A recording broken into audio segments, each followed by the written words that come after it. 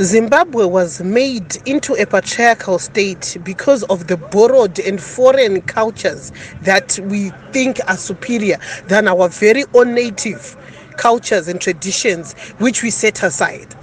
So going forward, I think I've said this before, my brother Itai, Kuti, we need to get to a stage where we combine our efforts as Zimbabweans and say, can we now start rethinking about our governance system in this country? Try to fuse our modern day politics with our traditional values and come out with the best that could come out of our minds, like 100% organically homegrown governance system that will work for us. To what end will we keep on using these systems that have failed to work?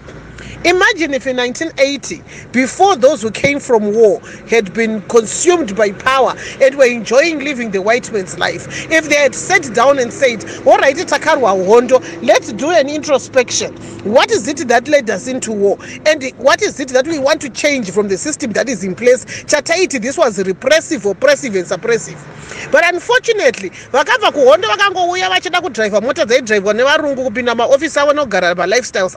they never took time to introspect. Okay, going forward, what is it that we want to do? What is it that we want to change? That is why we still have my bylaws, a Smith regime right now, and because all the councils that have set in Zimbabwe since 1980,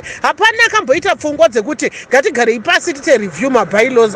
Do they work in the current context right now? Do they protect our people, the native Zimbabweans? No one has ever done that. Right now we are still struggling because we have had parliaments, at least 2 parliaments that have set since the new old constitution, because we can't keep on calling it new constitution, was enacted in 2013. But right now laws are not aligned to the constitution. How are laws aligned to the constitution when the constitution is the supreme body or supreme law of this country? If you get where I'm coming from. So at the end of the day, there's no sincerity. Everyone wants power in this country, just wants power to go into parliament or driver for tuna or driver for the ranger. But it should go in the that is why we still have voters who will say in any channel Chamisa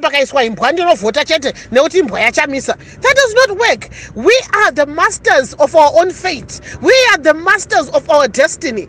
If we change the way we think and start saying, how do we make Zimbabwe functional again, then it will chatanga kwenda mberi. But so long as drama MDC waste time MDC or because at the end of the day, I say this time and again, MDC, PF. We need to start thinking Zimbabwe and putting Zimbabwe first. And when I speak of Zimbabwe, I'm speaking of you and me. Thank you.